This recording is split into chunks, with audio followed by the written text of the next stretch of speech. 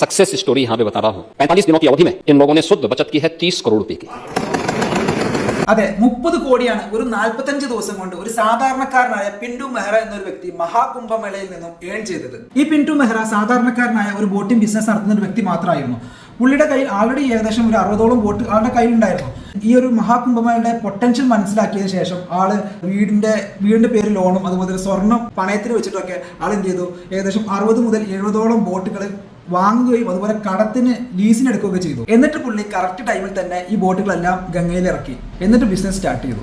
നമുക്കറിയാം 60 കോടിയിലധികം ആളുകളാണ് ഈ ഒരു പീരീഡിൽ പ്രയാഗ്രാജിൽ വന്ന് പോയത്. പെർ ഡേ ആളുടെ ഇൻകം വരുന്നത് 60 മുതൽ 70 ലക്ഷം വരെയാണ് ഒരൊറ്റ ദിവസത്തെ ഇൻകം. അങ്ങനെ 45 ദിവസം അറൌണ്ട് 30 കോടിയാണ് ആളുടെ ബോട്ടിംഗ് ഇൻകം. ഇപ്പോഴത്തെ പ്രോബ്ലം എന്താണെന്ന് വെച്ചാൽ ആൾക്കൊരു നോട്ടീസ് വന്നിട്ടുണ്ട് ഇൻകം ടാക്സ് അറൌണ്ട് 12 കോടി 80 ലക്ഷം അടക്കാൻ പറഞ്ഞിട്ട്. അവർ പറയുന്നത് സെക്ഷൻ 68 ക്യാഷ് ക്രെഡിറ്റ് ആണ് എന്നാണ് പറയുന്നത്, അൺഎക്സ്പ്ലെയിൻഡ് എന്നൊക്കെ പറയുന്നത്. പക്ഷേ ഡ്യൂ ഡേറ്റ് ആയിട്ടില്ലല്ലോ ഫയൽ ചെയ്യാനുള്ള. UP ഗവൺമെന്റിന്റെ കണക്കനുസരിച്ചിട്ട് 3 ലക്ഷം കോടിയാണ് മഹാകുംഭമേളയുടെ പ്രൊജക്റ്റഡ് റവന്യൂ. അതുകൊണ്ട് തന്നെ ഒരുപാട് ബ്ലാക്ക് മണി ഡീൽസും ഇതിന്റെ ബാക്കിൽ നടക്കാനുള്ള ചാൻസ് ഉണ്ട്. പുള്ളി ചിലപ്പോൾ ഇൻകം ടാക്സിന്റെ നോട്ടീസ് കിട്ടിയതല്ലേ, ഈ ഒരു എമൗണ്ട് അടച്ചിട്ട് സോൾവ് ചെയ്യാം എന്ന് വിചാരിച്ചിട്ടുണ്ടാവാം മേ ബി.